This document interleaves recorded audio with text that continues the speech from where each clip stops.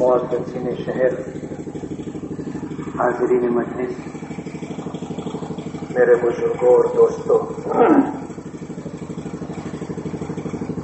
ماضی کی طرح اس سال بھی جمعیت علماء نے یاد محبان وطن کے عنوان سے آج کے جلسے کا انعقاد کیا اور ملک کے بدلتے ہوئے حالات میں فدائے ملت حضرت مولانا سید اسد مدنی نور اللہ مرقدہ کے اس حکم کی تعمیل کی جب ہندوستان کی تاریخ کو بدلنے کی کوشش کی جانے لگی تو فدائے ملت رحمت اللہ علیہ نے جمعیت علماء کی تمام یونٹوں کو ہندوستان بھر میں اس بات کا پابند کیا کہ مسلمانوں کو اور خاص طور پر ہماری آنے والی نسلوں کو یہ بتایا جائے کہ ہندوستان کی آزادی میں مسلمانوں کا کتنا بڑا حصہ ہے۔ تھوڑے سے وقت میں ملک کی تاریخ اور خاص طور پر آزادی کی تاریخ بتانا بہت مشکل ہے۔ کہتے ہیں کہ یہ دن دو دن کی بات نہیں، کہنے والے نے کہا ہے کہ یہ نصف صدی کا قصہ ہے، جبکہ ملک کی غلامی اور آزادی کی تاریخ بہت لمبی تاریخ ہے۔ 1601 میں ہندوستان میں انگریزوں نے قدم رکھا تھا۔ آپ اندازہ کریں کہ 1601 میں ہندوستان میں انگریزوں نے تجارت کے عنوان سے قدم رکھا تھا اور 1701 تک ہندوستان کے بہت سارے علاقوں پر تجارتی اعتبار سے قابض ہو چکے تھے اور ان کی نیتیں پہلے سے خراب تھیں۔ تجارت کا عنوان لے کر کے آئے تھے اور ہندوستان جسے دنیا سونے کی چڑیا کہتی تھی اس پر قبضے کا اور حکومت کرنے کا ان کا اپنا پروگرام تھا۔ مال تجارت کی آڑ میں ہتھیار لائے جاتے رہے، مزدوروں اور ملازموں کے نام پر فوجیوں کو لایا جاتا رہا اور مال تجارت کو محفوظ رکھنے کے لیے گوڈاؤن بنانے کے لیے اس وقت کے حکمرانوں سے مراعات اجازتیں لی جاتی رہی اور ہتھیار جمع کیے جاتے رہے۔ انگریزوں نے اس ملک میں آنے کے بعد اس ملک میں رہنے والوں کے معاشیات پر، مال پر تو قبضہ کر لیا تھا۔ ان لوگوں نے اس ملک میں رہنے والے اور خاص طور پر مسلمانوں سے ان کا دین اور ان کا مذہب چھیننے کی پروگرامنگ، عیسائی مشنریوں کو لایا گیا، عیسائی مبلغین اور مناظرین لائے گئے۔ انہیں اسلام ہی کھٹکتا تھا۔ اسلام کو مٹانے کے لیے انہوں نے جو جدوجہد اور کوشش شروع کی، اس بات کو علماء نے بڑی شدت کے ساتھ محسوس کیا۔ میں نے ماضی میں بھی یہ بات کہی کہ ہمیں انگریزوں کی حکمرانی سے کوئی شکایت نہیں تھی۔ ان کا طرز حکومت بعد میں آنے والی تمام حکومتوں سے اچھا تھا۔ انہوں نے اس ملک کو جو کچھ تعمیرات کے نام پر دیا ہے، آج بھی موجودہ حکومتیں انہی تعمیرات سے فائدہ اٹھا رہی ہیں۔ ہمیں ان کی حکمرانی سے اور اسی کے ساتھ ان کے طرز حکومت سے اتنی شکایت نہیں تھی، لیکن جب انہوں نے اس ملک پر قبضہ کرنے کے بعد اسلام کو مٹانے کی کوشش کی تو یہ چیز ہمارے لیے ناقابل برداشت ہے۔ 1701 میں شاہ ولی اللہ محدث دہلوی رحمت اللہ علیہ کی پیدائش ہوتی ہے۔ علم حاصل کرنے کے لیے مدینہ منورہ جاتے ہیں۔ علم حاصل کرنے کے آنے کے بعد ہندوستان کے حالات کو دیکھتے ہوئے انہوں نے اپنے شاگردوں کو، اپنی اولادوں کو تیار کیا اور یہ سلسلہ چلتا رہا. ان کے سب سے بڑے فرزند شاہ عبدالعزیز محدث دہلوی رحمت اللہ علیہ نے جب یہ دیکھا کہ اب انگریز نے اسلام کو مٹانے کے لیے وہ ساری کوششیں شروع کر دی ہیں جن کوششوں کو اگر بار آور ہونے دیا گیا تو ہندوستان سے اسلام کا نام و نشان مٹ جائے گا. اور انگریز نے ہمارے مالوں پر تو قبضہ کیا ہے، معاشیات پر تو قبضہ کیا ہے، اب ہمارا مذہب اور دین بھی ہم سے چھیننا چاہتے ہیں. تو انہوں نے فتویٰ دیا کہ ان الہند قد عادت دار الحرب، کہ اب ہندوستان دار الحرب ہو گیا ہے. شاہ عبدالعزیز محدث دہلوی رحمت اللہ علیہ کا فتویٰ تھا کہ اس فتوے کے بعد جتنی بھی تحریکیں وجود میں آئی سب اسی فتوے کی مرہون منت ہے. میں بہت تفصیل میں نہیں جانا چاہتا، لیکن یہ بتانا چاہتا ہوں کہ ہندوستان پر قبضہ کرنے کا سلسلہ 1601 سے شروع ہوا تھا، اور وہ وقت بھی آیا کہ جب سلطان فتح علی ٹیپو شہید ہوئے اور اس وقت کے وائسرائے نے سلطان فتح علی ٹیپو کی لاش پر جوتوں کے ساتھ کھڑے ہو کر کے یہ کہا تھا کہ اب ہندوستان ہمارا ہے. پورے ہندوستان پر ان کا قبضہ ہو چکا تھا. اس ملک کو انگریز نے ہم سے یعنی مسلمانوں سے چھینا تھا.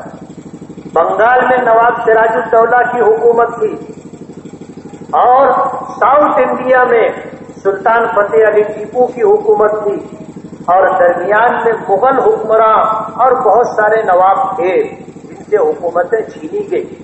گنے چنے وہ لوگ بھی تھے جو برادران وطن سے تعلق رکھتے تھے، لیکن ہندوستان کے اکثریتی علاقے پر مسلمانوں کی حکومت تھی، اور انگریز اس بات کو سمجھتا تھا کہ جن لوگوں سے ہم نے ملک کو چھینا ہے وہ چین سے نہیں بیٹھیں گے، وہ اپنی حکومت واپس لینے کی جدوجہد اور کوشش کریں گے. مسلمانوں کو ختم کرنے کے لیے اسلام کو مٹانے کا پروگرام بنایا. لیکن جسے اللہ رکھے اسے کون چکھے. جس کی سلطنت میں سورج غروب نہیں ہوتا تھا وہ ہندوستان سے اسلام اور مسلمانوں کو ختم نہیں کر سکا. آج کے یہ ٹھگ پونجیے لوگ کیسے ہندوستان سے مسلمانوں کو ختم کر سکتے؟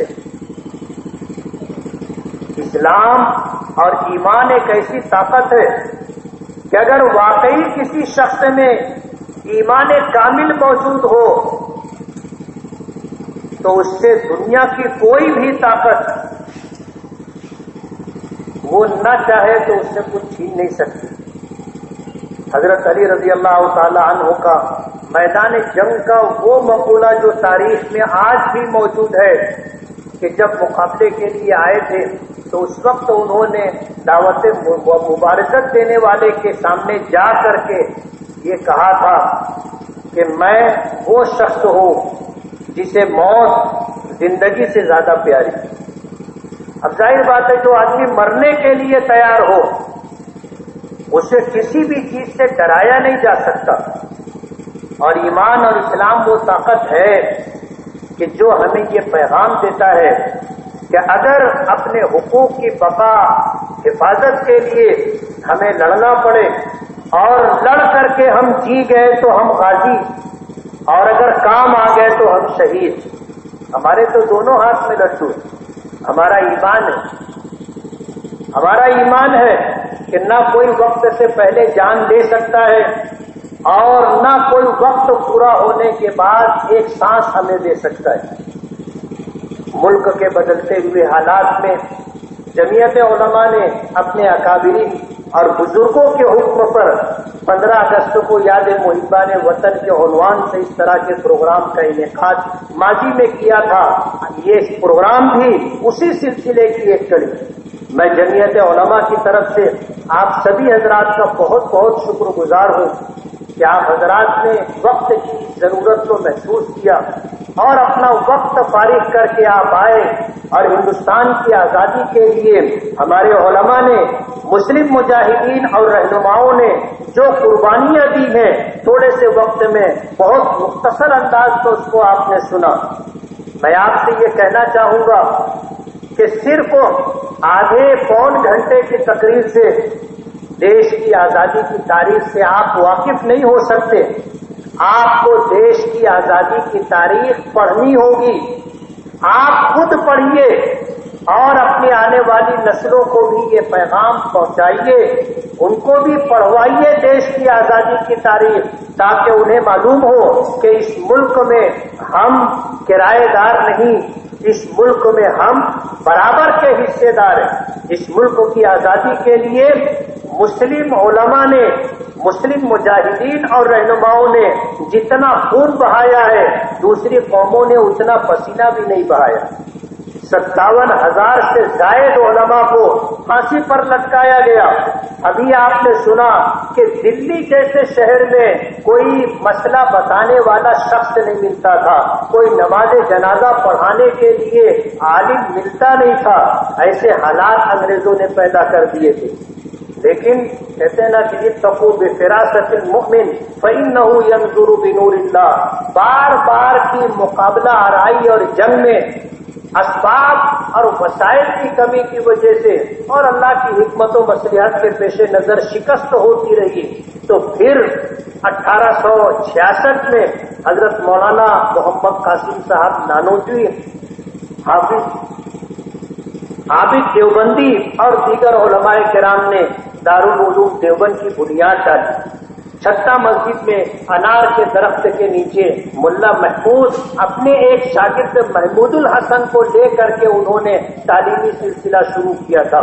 یہ کوئی مدرسہ یا مکتب نہیں تھا، بلکہ ایک تحریک تھی دارالعلوم دیوبند کی، جہاں ایسے جیالوں کو پیدا کرنا تھا جن کے سامنے صرف دیش کی آزادی اور جن میں انگریزوں کی دشمنی کوٹ کوٹ کر کے بھری ہے. ایسے افراد تیار کیے گئے اور پھر انہی لوگوں نے ملک کی آزادی کے لیے طاقتیں اکٹھا کی، افراد جمع کیے اور انگریزوں کو اس حد تک مجبور کیا کہ انگریز کو پھر 15 اگست 1947 کو ہندوستان سے اپنا بوریا بستر گول کرنا پڑا. آج ہم 72واں جشن یوم آزادی منا رہے ہیں. یہ آزادی ہمیں سجا کر کے نہیں ملی تھی. اس آزادی کے لیے 57,000 سے زائد علماء نے قربانیاں دی ہیں اور لاکھوں مسلمانوں نے اپنی جانوں کا نذرانہ پیش کیا، تب جا کر کے دیش آزاد ہوا.